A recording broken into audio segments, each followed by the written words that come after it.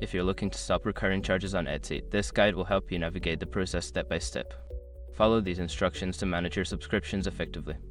Step 1. Log into your Etsy account. Start by visiting the Etsy website and logging into your account using your email and password. Make sure you're accessing the correct account where the charges are occurring. Step 2. Access your account settings. Once logged in, click on your profile icon located at the top right corner of the page. From the drop-down menu, select Account Settings to access your account management options. Step 3. Navigate to the Subscriptions section. In the Account Settings menu, look for the Subscriptions or Payments tab. Click on this section to view all active subscriptions and recurring charges associated with your account.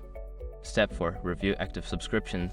Take a moment to review the list of active subscriptions. Identify the ones you wish to cancel. Each subscription should have details regarding the next billing date and the amount charged. Step 5. Cancel the subscription. For each subscription you want to stop, click on the Cancel button or link next to it.